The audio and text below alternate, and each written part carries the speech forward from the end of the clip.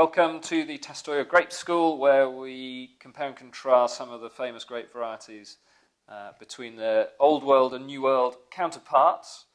And where better place to try now than Sauvignon Blanc from the Loire and New Zealand?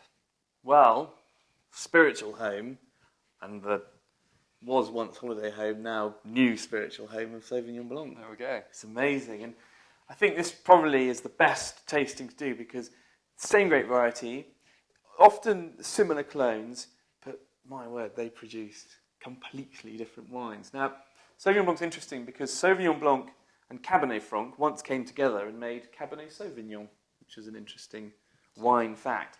And Sauvignon is derived from the French for sauvage, wild, herbaceous. That's what Sauvignon should be. And I think we should, in this instance, taste the Touraine Sauvignon Blanc first. Now, this is from the Loire.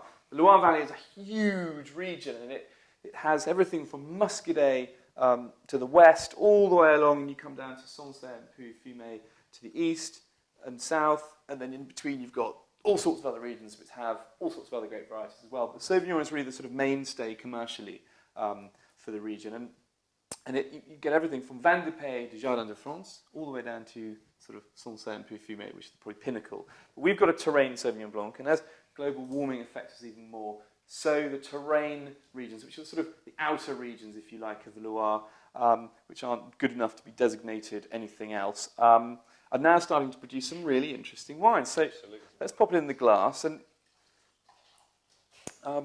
very pale, isn't it?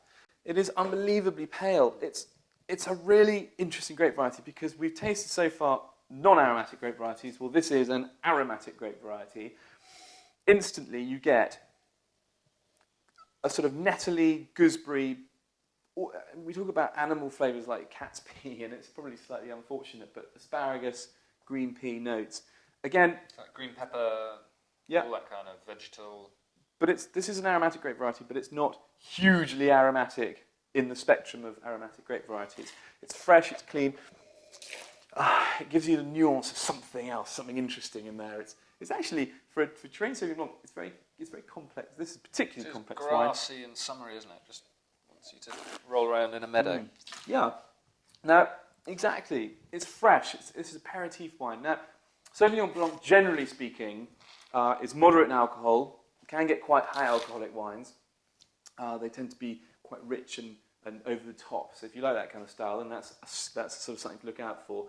Very high in acidity, always racy, knife-edged, chalky, citrusy acidity. It's always very prominent. It shouldn't ever be too much, otherwise you lose all the sort of the character of the flavour. It's always crisp, and it's generally speaking aromatic. And in the Loire Valley, it ages well. It develops these sort of peachy characters, and it goes on and on and on. If you get a really good Sauvignon Blanc, they're always quite elegant and restrained, but they age very well. And I have to say also, it's one of the grape varieties that I've tasted a few of them in oak barrel that have been fermented in oak or aged in oak. I'm not a fan. I don't think it works because I think the oak slightly quashes all these lovely kind of delicate floral characters that you get in Sauvignon Blanc. But actually, from New Zealand particularly, they are starting to make a few. Yeah. Now, for me, French Sauvignon Blanc is a classic with goat's cheese dishes or goat's cheese on its own. Yep. Absolute classic. Or it's one of the few wines that goes well with asparagus. Yep. And Pike. Quenelles of pike. Don't bother with those. Don't eat that very often. Yeah. And I think also this is a wine you could drink on the terrace outside, hot, and it's fresh and it's crisp, and it makes you want to drink more. It's made to make your mouth water. And so then we move south. April fruits aren't called April fruits. I know, it's tragic. But talking of April fruits and made to make your mouth water. Would you like some? I think I will actually, thanks. Very kind.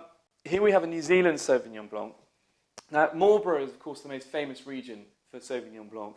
And really, I think Cloudy Bay, to be fair, was the first sort of stratospheric wine to come from this region to really promote Sauvignon Blanc. And it had all these characters that were new to the palate of tasters in the UK, and in fact throughout the world. It had gooseberry and peach, and even sometimes it had raspberry, just this extraordinary palette of flavours, but they all came right out of the glass. Now I think you'll agree, James, that is aromatic.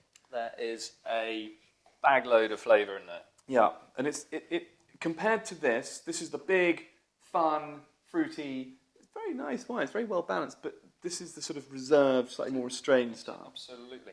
And it's interesting, same kind of grape, but they're harvested in very different ways. In Marlborough, they tend to pick at various different times and levels of ripeness, which then create some of these funky flavours that can really leap out at you, whereas the Loire example would be very traditionally harvested at one point, at one level of ripeness. So it gives you a cleaner, kind of much more focused flavour profile, rather the Marlborough example is just a massive spectrum of flavours. And also, if you're ever interested in learning more about vine training, they use very, very different ways of actually growing the vine. Here they tend to be trellised up, very, very big canopies, so you get a lot more of these herbaceous characters. And in the Loire Valley, much lower, much more simple training. But that's another story completely. I think if you ever really want to find out the difference between old world, new world, or old philosophy, new philosophy, or whatever, Sauvignon Blanc from the Loire Valley and New Zealand absolutely nails that. It shows really those techniques and those differences in style and and in a really obvious, really accessible way. So you can go and buy a bottle of each of these wines, examples plenty on the shelves, and do this at home. Just go out, buy them, compare and contrast. You will see what we're talking about, I hope. And interesting to see which bottle's finished by the end of the night. That's the test, isn't it?